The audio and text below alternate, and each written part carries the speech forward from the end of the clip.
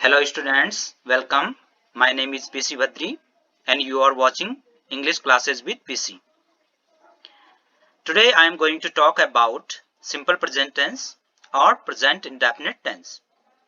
तो चलें सबसे पहले हम simple present tense या present indefinite tense को हिंदी वाक्यों की सहायता से समझते हैं।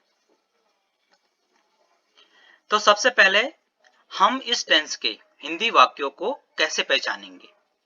तो सिंपल प्रेजेंट टेंस के हिंदी वाक्यों की मूल क्रियाओं के अंत में ता है, ती है, ते हैं, ताहूं आदि आता है तथा कार्य का वर्तमान के अनिश्चित समय में होना या करना पाया जाता है। तो एग्जाम्पल्स की सहायता से समझते हैं। वह अपनी पुस्तक पढ़ता है, तो जो इसमें क्रिया है वो है पढ़ता है, तो इसके अंत में ता है आया हुआ है। दूसरा सेंटेंस, वह एक मधुर गाना गाती है, गाती है, ती है इसके अंत में आया हुआ है। नेक्स्ट सेंटेंस, वे क्रिकेट खेलते हैं, तो इसमें जो वर्ब है वो है खेलते हैं, तो इसके अंत में ते हैं आया हुआ है। जो हमारा चौथा सेंटेंस है, मैं बाजार जाता हूं, तो इसमें जो वर्ब है वो है जाता हूं और इसके अंत में आ रखा है ता हूं। तो इस प्रकार हम पहचानेंगे कि जब वाक्य की मूल क्रियाओं के अंत में ता है, ती है, ते हैं या ताहूं आता है तो वह सिंपल प्रेजेंट टेंस का होता है। अब हम इस टेंस के जो हिंदी के एफर्मेटिव सेंटेंसेस हैं उनको इंग्लिश में ट्रांसलेट करना सीखते हैं। तो जो पहला रूल है वो है ही, सी, इट तथा सिंगुलर नंबर नाउन कर्ता के साथ वर्ब की बेस फॉर्म में एस या ईएस लगाते हैं। यानी कि अगर हमारा सब्जेक्ट ही, सी, इट या कोई सिंगुलर नंबर नाउन है तो हमें वर्ब की जो बेस फॉर्म है यानी कि जो फर्स्ट फॉर्म या प्रेजेंट फॉर्म या रूट फॉर्म है उसमें एस या ईएस जोड़ना है। तो इंग्लिश के जो सेंटेंस होते हैं उनमें जो वर्ड्स का क्रम होता है वो होता है सबसे पहले सब्जेक्ट, फिर वर्ब, फिर ऑब्जेक्ट या अन्य शब्द। तो सबसे पहले हम देखते हैं इस सेंटेंस को, वह अपनी पुस्तक पढ़ता है। तो इसमें हमने सबसे पहले सब्जेक्ट को देखना है कि इसमें सब्जेक्ट कौन है। तो सब्जेक्ट को हम कैसे पहचानेंगे? यदि हम वर्ब के आगे कौन या क्या लगाते हैं तो हमें हमारा सब्जेक्ट मिल जाता है। तो कौन पढ़ता है, तो वह पढ़ता है, तो वह को इंग्लिश में कहते हैं ही। उसके बाद वर्ब को देखना है, पढ़ता है, तो इसमें हमें दो चीज का ज्ञान हो रहा है। एक तो वर्ब क्या है हमारी रीड है और दूसरा जो टेंस है ता है से हमें पता चलता है ये सिंपल प्रेजेंट टेंस में है। तो पढ़ने के लिए इंग्लिश में कहते हैं रीड, और ये सिंगुलर नंबर सब्जेक्ट है तो हम इसमें एस जोड़ देंगे। ही रीड्स, और क्या पढ़ता है? अपनी पुस्तक, ही रीड्स हिज बुक। इस तरीके से हम इसको ट्रांसलेट करेंगे। नेक्स्ट सेंटेंस है, वह एक मधुर गाना गाती है। तो सब्जेक्ट क्या है? वह, सी, वर्ब क्या है? गाती है, सिंग, और उसमें एस लगाएंगे, sings a sweet song. Next sentence है, मोहन फुटबॉल खेलता है। कौन फुटबॉल खेलता है? मोहन। तो सब्जेक्ट हो गया मोहन। मोहन क्या करता है? खेलता है, यानी कि प्लेज, और क्या खेलता है? फुटबॉल। Mohan plays football. तो इस तरीके से हम इनको ट्रांसलेट करते हैं। तो हमने देखा कि यदि हमारा सब्जेक्ट जो है क्या है, ही, सी, इट या सिंगुलर नाउन है तो हम क्या करते हैं? वर्ब की जो बेस फॉर्म है उसमें एस या ईएस जोड़ते हैं और फिर ऑब्जेक्ट को लिखते हैं। अब किन वर्ब की के साथ एस जोड़ते हैं और किन के साथ ईएस जोड़ते हैं, इस नियम को देख लेते हैं। वर्ब की बेस फॉर्म में एस और ईएस जोड़ने के नियम। जब वर्ब की बेस फॉर्म का अंतिम अक्षर एस एच, सी एच, ओ, एक्स या एस एस हो तो सिंपल प्रेजेंट टेंस में सिंगुलर नंबर नाउन सब्जेक्ट तथा ही सी इट के साथ प्रयोग करते समय ईएस जोड़ते हैं तथा अन्य वर्ब्स के साथ एस जोड़ते हैं। यदि हमारी जो वर्ब है उसका जो अंतिम अक्षर है वो एस एच या सी एच या ओ या एक्स या एस एस है तो हम क्या करते हैं, ईएस जोड़ते हैं। और यदि अन्य अक्षर है तो हम क्या करते हैं, एस जोड़ते हैं। अब एग्जाम्पल के लिए यहाँ पर ब्रश है तो इसके जो अंतिम अक्षर हैं वो है एस एच, तो हम इसमें क्या करेंगे, ईएस जोड़ेंगे। ऐसे ही टीच है तो इसमें सी एच अंतिम अक्षर है तो इसमें ईएस जोड़ेंगे। वैसे ही गो तो इसका जो अंतिम अक्षर है वो ओ है तो इसमें हम क्या करेंगे, ईएस जोड़ेंगे। अब यहां पर देखो ब्रश, तो इसको सेंटेंस में लिखते हैं ही brushes his teeth daily.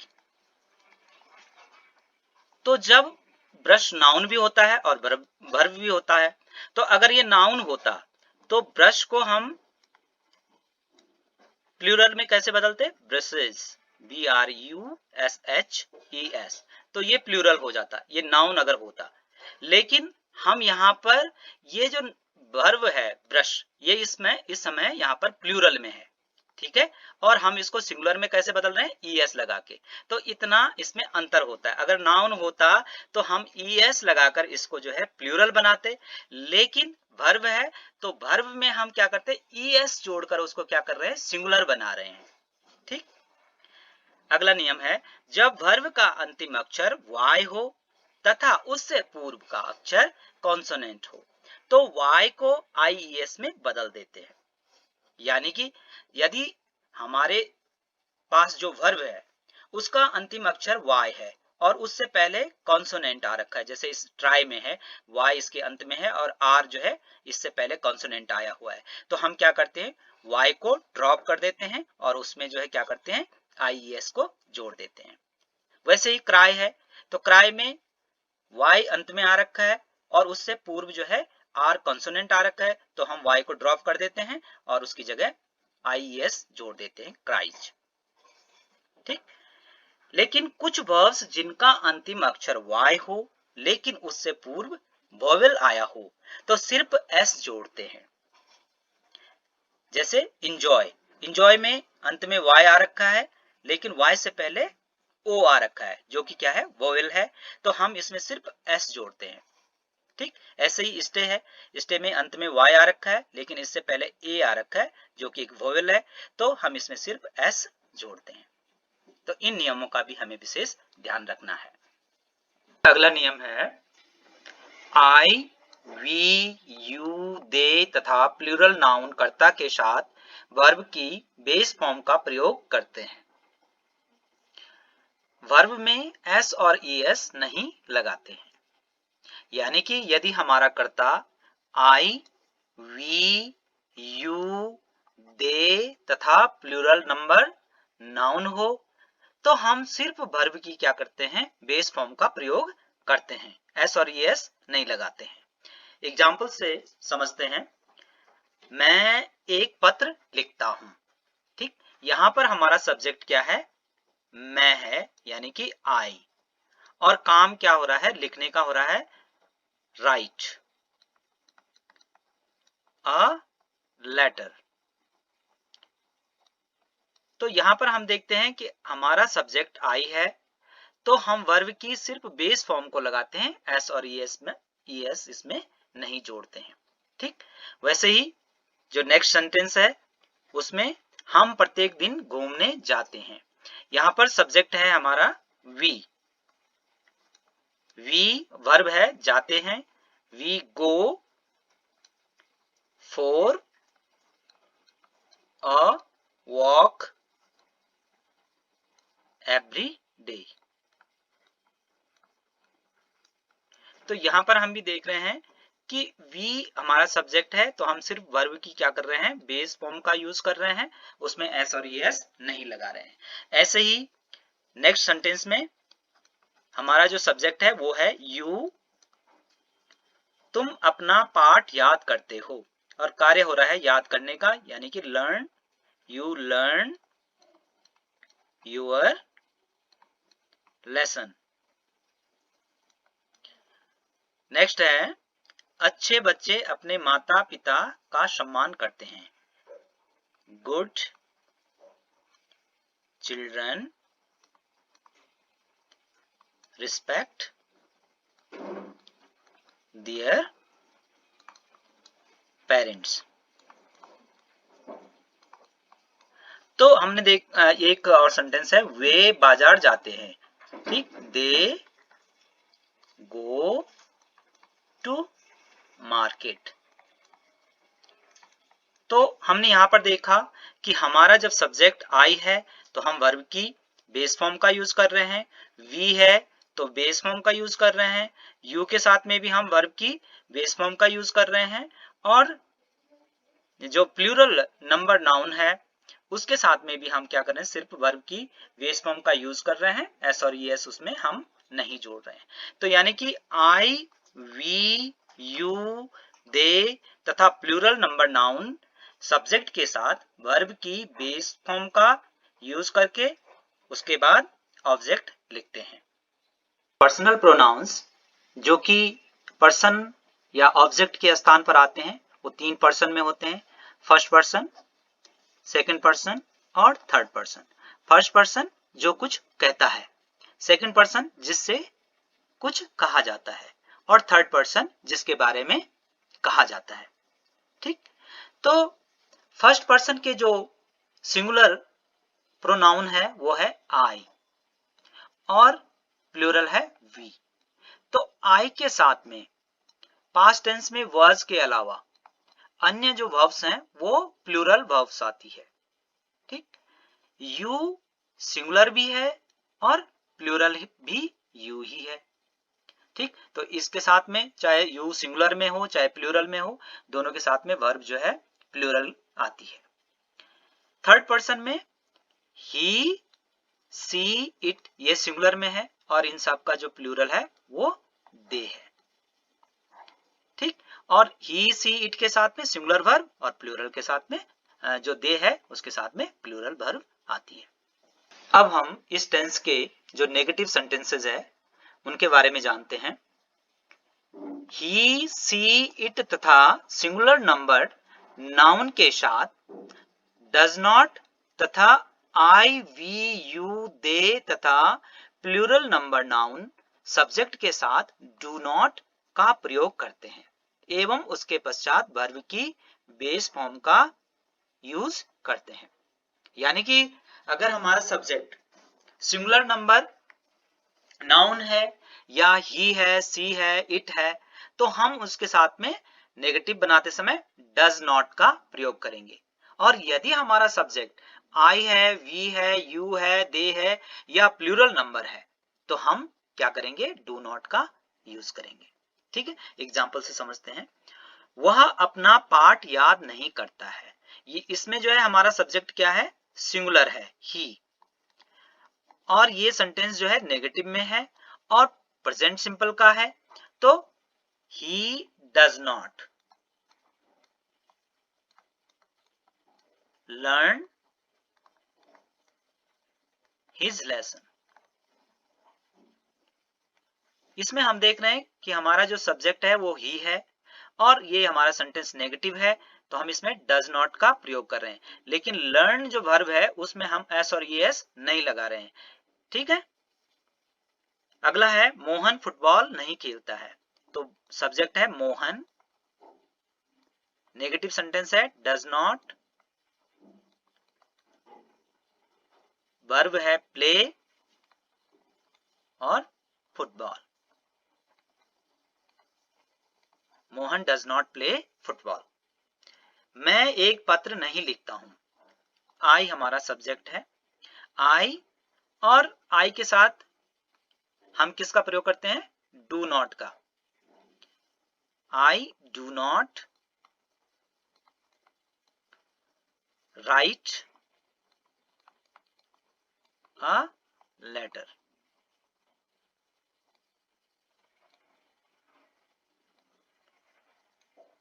Next है वे बाजार नहीं जाते हैं, they do not go to market. तो यहां पर हम देखते हैं कि सब्जेक्ट सिंगुलर है तो डज नॉट, और सब्जेक्ट प्लूरल है तो डू नॉट का प्रयोग करते हैं। यानी कि सब्जेक्ट प्लस डज नॉट या डू नॉट सब्जेक्ट के अनुसार, ठीक है। और वर्ब की बेस फॉर्म लगाते हैं, फिर ऑब्जेक्ट या अन्य शब्द लिखते हैं। यहां पर भी ये स्पष्ट किया गया है कि ही, सी, इट या सिंगुलर नंबर नाउन के साथ में डज नॉट का प्रयोग करना है। आई, वी, यू, दे या प्लूरल नंबर नाउन के साथ में डू नॉट का प्रयोग करना है।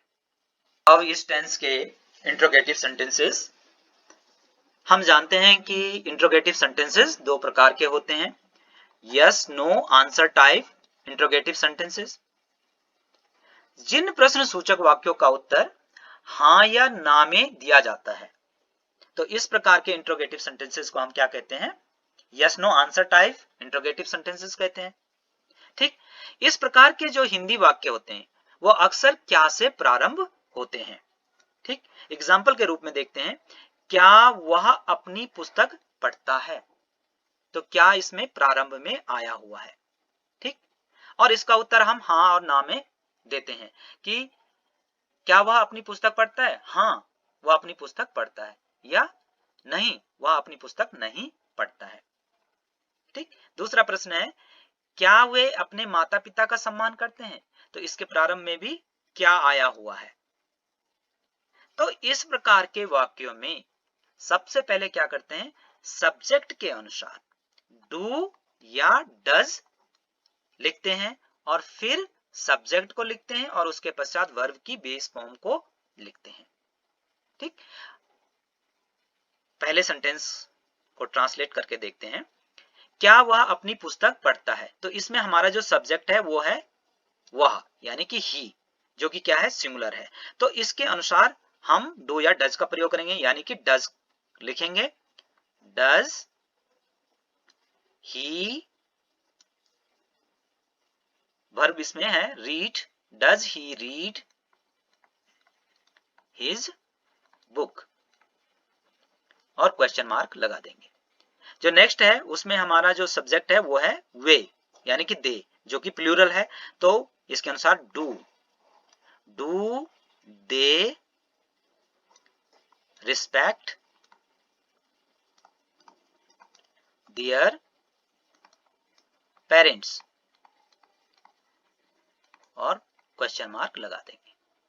तो इस प्रकार हमने देखा, यदि हमारा जो सब्जेक्ट है वो ही है या सी है या इट है या सिंगुलर नंबर नाउन है, तो हम उसके साथ में डज लगाते हैं। और अगर हमारा जो सब्जेक्ट है वो आई है, वी है या यू है या दे है या प्लूरल नंबर नाउन है, तो हम डू लगाते हैं और फिर सब्जेक्ट लिखते हैं और फिर वर्ब की बेस फॉर्म लिखते हैं, फिर ऑब्जेक्ट या अन्य शब्द लिखते हैं और लास्ट में क्वेश्चन मार्क लगा देते हैं। दूसरे प्रकार के जो इंट्रोगेटिव सेंटेंसेस होते हैं उन्हें हम WH question word interrogative sentences कहते हैं।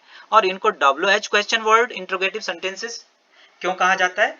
क्योंकि जो ये वर्ड होते हैं तो इनके प्रारंभ में WH आया हुआ होता है, जैसे व्हाट है, व्हाई है, वेयर है, व्हेन है, हु है, whom है आदि।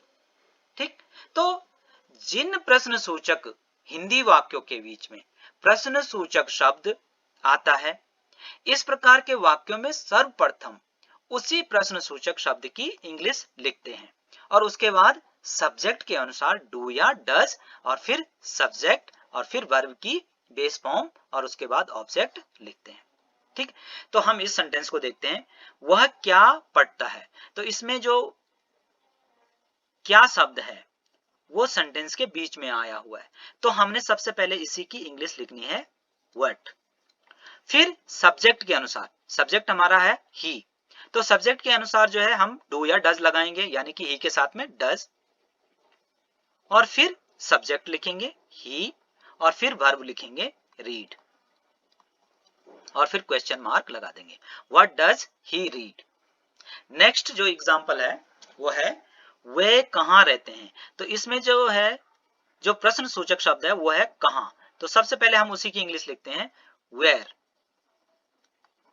फिर सब्जेक्ट के अनुसार डू या डज, तो हमारा इस सब्जेक्ट यहां पर जो है वे है, यानी कि दे, तो दे के अनुसार डू, वेयर डू, और फिर सब्जेक्ट दे, और फिर वर्ब लीव, और फिर क्वेश्चन मार्क लगा देंगे। ठीक, तो इस प्रकार के वाक्यों में हमने क्या करना है, सबसे पहले उसी प्रश्न सूचक शब्द की इंग्लिश लिखनी है, उसके बाद सब्जेक्ट के अनुसार डू या डज लिखना है, और फिर जो है हमने क्या करना है, सब्जेक्ट को लिखना है, फिर वर्ब की बेस फॉर्म को लिखना है, और उसके बाद ऑब्जेक्ट या अन्य वर्ड्स को लिखना है, और फिर क्वेश्चन मार्क लगा देना है। ठीक, अब इंट्रोगेटिव नेगेटिव सेंटेंसेस। तो इस प्रकार के वाक्यों में मेन वर्ब से पहले नॉट लगा देते हैं, बाकी इंट्रोगेटिव सेंटेंसेस की ही तरह ट्रांसलेट करते हैं। एग्जाम्पल के लिए वह वहां क्यों नहीं जाता है। तो इस सेंटेंस में सबसे पहले हम क्या करते हैं, क्यों की इंग्लिश लिखते हैं, यानी कि व्हाई, और फिर सब्जेक्ट के अनुसार डू या डज। तो यहां पर हमारा सब्जेक्ट क्या है, वह है, यानी कि ही है, तो ही के अनुसार डज। फिर सब्जेक्ट लिखते हैं ही, फिर नॉट, और फिर वर्ब, वर्ब है यहाँ पे जाता है, यानी कि गो, और फिर देयर, और फिर क्वेश्चन मार्क लगा देते हैं। अगला एग्जांपल देखते हैं, वे क्रिकेट क्यों नहीं खेलते हैं। तो इसमें भी सबसे पहले क्यों की इंग्लिश व्हाई, फिर सब्जेक्ट के अनुसार डू या डज। तो यहाँ पर हमारा सब्जेक्ट है वे, यानी कि दे प्लूरल है, तो डू आएगा, व्हाई डू, फिर सब्जेक्ट दे, फिर नॉट, फिर वर्ब की बेस फॉर्म प्ले, और फिर ऑब्जेक्ट यानी कि क्रिकेट, और फिर क्वेश्चन मार्क लिख देंगे। अगला जो है yes no answer type interrogative negative sentence है, क्या वे अपनी माता पिता की आज्ञा का पालन नहीं करते हैं। तो इस प्रकार के सेंटेंस में सबसे पहले डू या डज सब्जेक्ट के अनुसार, तो यहां पर सब्जेक्ट है वे, तो यानी कि दे के अनुसार डू, फिर दे, फिर नॉट, फिर वर्ब यानी कि ओबे, फिर ऑब्जेक्ट लिखते हैं। ठीक, और फिर क्वेश्चन मार्क लगता है, do they not obey their parents. तो इस प्रकार से हम जो है इंट्रोगेटिव नेगेटिव सेंटेंसेस को ट्रांसलेट करते हैं। तो हमने देखा कि किस प्रकार से जो है सिंपल प्रेजेंट टेंस में वर्ब की फॉर्म्स का प्रयोग किया जाता है। यदि हमारे सब्जेक्ट जो है वो ही सी इट है या सिंगुलर नंबर नाउन है, तो हम जो है उसमें वर्ब की जो फर्स्ट फॉर्म है उसमें एस और ई एस लगाते हैं, और नेगेटिव सेंटेंसेस में डज नॉट का यूज करते हैं। और यदि हमारा जो सब्जेक्ट है वो आई वी यू दे या प्लूरल नंबर नाउन है, तो उनके साथ में हम वर्ब की सिर्फ बेस फॉर्म का यूज करते हैं, और नेगेटिव सेंटेंस में डू नॉट का प्रयोग करते हैं। Now the uses of simple present tense, कि हम सिंपल प्रेजेंट टेंस का यूज किन किन बातों को व्यक्त करने के लिए करते हैं। तो सबसे पहले to express universal truths, scientific facts and general truths, यानी कि जो सदा सत्य रहने वाली बातें हैं या वैज्ञानिक तथ्य हैं या सामान्य सत्य हैं, उन चीजों को व्यक्त करने के लिए हम क्या करते हैं, सिंपल प्रेजेंट टेंस का यूज करते हैं। तो जैसे the sun rises in the east, तो यानी कि सूरज पूरब में उगता है, ये एक यूनिवर्सल ट्रूथ है। The earth revolves round the sun, ये भी क्या है, एक यूनिवर्सल ट्रूथ है, सदा सत्य रहने वाली बात है। The sun gives us light and energy, ये एक साइंटिफिक फैक्ट है। क्लाउड्स ब्रिंग रेन, ये क्या है, एक जनरल ट्रूथ है। तो फायर बर्न्स ड्राई वुड, ये भी एक जनरल ट्रूथ है। Hot air rises and cold air descends, ये एक साइंटिफिक फैक्ट्स है। ठीक, इन चीजों को व्यक्त करने के लिए हम क्या करते हैं, सिंपल प्रेजेंट टेंस का यूज करते हैं। Next, to express habitual actions, routine, custom और हैबिट। तो इनको व्यक्त करने के लिए भी हम क्या करते हैं, सिंपल प्रेजेंट टेंस का यूज करते हैं। जैसे my father drinks T every morning, मेरे फादर जो हैं प्रत्येक सुबह को चाय पीते हैं। तो ये क्या है, मेरे फादर की एक हैबिट है।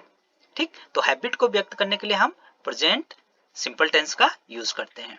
ठीक, my mother goes to temple daily, ये मेरी मदर का क्या है, रूटीन है कि वो रोज मंदिर जाती है सुबह। ठीक, कैट्स ड्रिंक मिल्क, ये कैट्स का नेचर है, ये उनका हैबिट है। सी ऑलवेज कम्स लेट, वो हमेशा देर में आती है, तो ये उनकी क्या है, आदत है, हैबिट है। My grandfather goes to bed at late at night, ये मेरे ग्रैंडफादर की क्या है, हैबिट है। The shops open at 8 o'clock and close at 6 o'clock, ये शॉप्स का क्या है, रूटीन है। ठीक, तो हैबिचुअल एक्शंस, रूटीन, कस्टम और हैबिट को एक्सप्रेस करने के लिए हम क्या करते हैं, सिंपल प्रेजेंट टेंस का यूज करते हैं। The simple present tense is generally used for an action that done regularly almost every day। तो सिंपल प्रेजेंट टेंस का जो प्रयोग है वो सामान्यतः रेगुलर और या प्रत्येक दिन, लगभग प्रत्येक दिन होने वाले कार्यों के लिए किया जाता है। It is often used with adverbs of frequency such as always, never, usually, generally, often, sometimes, frequently, seldom, rarely and occasionally, or with adverbial phrases like every day, twice a year, every week, on Sunday। ठीक, तो ये जो adverbs of frequency हैं या adverbial phrases हैं, इनके साथ simple present tense का यूज किया जाता है। For example, he practises speaking English every day, I clean my teeth daily, she often helps her mother to make breakfast, we always arrive at work early, he never tells a lie, I usually go to school by bus but sometimes I walk. Next, to express permanent action, I live at Dehradun, यानी कि जो permanent actions होते हैं, स्थायी कार्य होते हैं, उनके लिए भी हम जो है सिंपल प्रेजेंट टेंस का यूज करते हैं। My sister runs a beauty parlour, they work at a bank. ठीक, ये परमानेंट एक्शंस है। नेक्स्ट है to express planned future action, यानी कि टाइम टेबल्ड फ्यूचर इवेंट्स, यानी कि जिनकी जो है हम पहले ही से ही वो कर लेते हैं, प्लानिंग कर लेते हैं। The school reopens in the month of July, school जो है जुलाई के महीने में खुलेंगे। ठीक, लेकिन ये हम हमारा जो है क्या है, प्लान्ड एक्शन है फ्यूचर का, इसलिए हम इसको किस में व्यक्त कर रहे हैं, सिंपल प्रेजेंट टेंस में। We go to Shimla next week, हम शिमला अगले हफ्ते जाएंगे, लेकिन ये हमने प्लान कर दिया है, तो इसलिए ये सिंपल प्रेजेंट टेंस में। His train arrives eight 10 o'clock, the delegation leaves for London on Monday, जो डेलीगेशन है वो लंदन के लिए सोमवार को जाएगा, लेकिन ये क्या है, पहले से ही प्लान्ड है, इसलिए जो है ये हम इसको किस में एक्सप्रेस करते हैं, सिंपल प्रेजेंट टेंस में करते हैं। नेक्स्ट, कंडीशनल क्लॉजेस और इन क्लॉजेस ऑफ टाइम में भी हम क्या करते हैं, सिंपल प्रेजेंट टेंस का यूज करते हैं। जैसे ये इफ से स्टार्ट होने वाली जो वो है कंडीशनल क्लॉज है, तो इसमें हम क्या कर रहे हैं, सिंपल प्रेजेंट टेंस का यूज कर रहे हैं। If he works hard he will succeed, और ये मेन क्लॉज है, ये हमारा फ्यूचर टेंस में है। ठीक, इसी तरीके से ये भी है, if he comes to me I shall help him. ऐसे ही हम अनलेस वाली में भी करते हैं, unless he runs he will not reach in time. तो जो दूसरे जो हैं टाइम क्लॉजेस हैं, उनमें भी हम क्या करते हैं, सिंपल प्रेजेंट टेंस का यूज करते हैं। जैसे when you reach Delhi I shall meet you, तो ये टाइम क्लॉज है, तो इसमें हम क्या कर रहे हैं, सिंपल प्रेजेंट टेंस का यूज कर रहे हैं। ठीक, he will stay there till I come back, तो इसमें भी हम क्या कर रहे हैं, सिंपल प्रेजेंट टेंस का यूज कर रहे हैं। ठीक, the headlines of newspapers, commentaries, dramatic narratives या डिमॉन्स्ट्रेशन में हम क्या करते हैं, सिंपल प्रेजेंट टेंस का यूज करते हैं। जैसे जो न्यूज़पेपर की हेडलाइंस होती हैं वो किस तरीके से होती हैं, जैसे ब्लाइंड गर्ल क्लाइम्स एवरेस्ट। ठीक, तो ये न्यूज़पेपर की हेडलाइंस है। उस न्यूज़पेपर में ऐसा नहीं लिखा जाता है कि blind girl has climbed Everest, बल्कि उसने क्या लिखा, प्रेजेंट सिंपल टेंस का यूज किया है, climbs. US cuts aid to WHO, football match draws. ठीक, students protest against fee hike. ठीक, ये न्यूज़पेपर्स की जो हेडलाइंस होती हैं उनमें सिंपल प्रेजेंट टेंस का यूज होता है। जो नेक्स्ट है कमेंट्रीज में है, जैसे Sohan passes to Ravi, a good chance there, Ravi shoots and it's गोल। इस तरीके की जो हम कमेंट्रीज देखते हैं, क्रिकेट की कमेंट्रीज हैं या फुटबॉल की या किसी भी गेम की, तो उसमें क्या होता है, सिंपल प्रेजेंट टेंस का यूज होता है। नेक्स्ट है जैसे ये ड्रामेटिक नैरेटिव्स है, when the curtains rises Portia enters with Nerissa, है ना, इस तरीके से। और जो डिमॉन्स्ट्रेशंस होते हैं, हम किसी चीज को बना रहे हैं और साथ में बता भी रहे हैं, तो वहां पर क्या करते हैं, हम सिंपल प्रेजेंट टेंस का यूज करते हैं। जैसे first I take a bowl and break an egg into it next. ठीक, तो यहाँ पर इन चीजों के लिए हम क्या करते हैं, सिंपल प्रेजेंट टेंस का यूज करते हैं। Next, the simple present tense is used in proverbs, saying and quotations. ठीक, जैसे यह our teacher says the earth rotates on its axis, तो यहाँ पर हमने इसका says का यूज किया है, यानी कि सिंपल प्रेजेंट टेंस का यूज किया है। Shakespeare says all that glitters is not gold। ठीक, अब जैसे ये प्रोवर्ब्स हैं, a stitch in time saves 9 या a cat in gloves catches no mice, तो ये प्रोवर्ब्स होती हैं या सेइंग्स होती हैं, ये भी जो है क्या होती हैं, सिंपल प्रेजेंट टेंस में होती हैं। Now the simple present tense is used to express professional activities and natural qualities, as a nurse looks after patients, a teacher teaches, a doctor treats patients, sugar taste sweet, तो ये sugar की क्या है, natural quality है, और इनमें जो है प्रोफेशनल एक्टिविटीज को एक्सप्रेस किया गया है। नेक्स्ट है in exclamatory sentences beginning with here and there to express an action currently happening, यानी कि कोई एक्शन जिस समय हम बोल रहे हैं वो हो रहा है, लेकिन वो जो सेंटेंसेस हैं वो हियर या देयर से स्टार्ट हो रहे हैं और एक्सक्लेमेटरी सेंटेंसेस हैं। जैसे here comes the queen, there goes the train, here comes the chief guest, here comes the bus, with stative verbs, those verbs which refer to states rather than to action, यानी कि वो क्रियाएं जो कि स्थिति को बताती हैं। ठीक, उन क्रियाओं के साथ में भी हम क्या करते हैं, सिंपल प्रेजेंट टेंस का यूज करते हैं। और ये स्टैटिक वर्ब्स मुख्य रूप से निम्न है, वर्ब ऑफ परसेप्शन, जैसे see, hear, smell, notice, recognise. Verb of thinking है think, understand, imagine, suppose, consider, believe, agree, trust, consider, remember, forget. ठीक, वर्ब ऑफ इमोशंस हैं लव, फील, विश, डिजायर। ठीक, वर्ब ऑफ अपीयरिंग है appear है, look है, seem है। Verb of possessions है own है, पजेज है, बिलोंग है, बिलोंग टू, कंसिस्ट ऑफ है, कंटेन है। ठीक, एग्जाम्पल के माध्यम से इनको समझते हैं। We like to eat mangoes, हम ऐसा नहीं कहते हैं कि we are liking to eat mangoes, बल्कि क्या कहते हैं, we like to eat mangoes. We see with our eyes. ठीक, ही सीम्स सैड, हम ऐसा नहीं कहते हैं ही इज सीमिंग सैड कि वो दुखी नजर आ रहा है। ठीक, हम क्या कहते हैं, ही सीम्स सैड।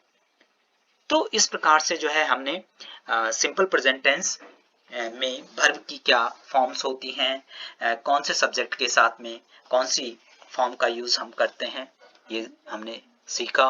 और हम जो है सिंपल प्रेजेंट टेंस का यूज कहाँ कहाँ पर करते हैं।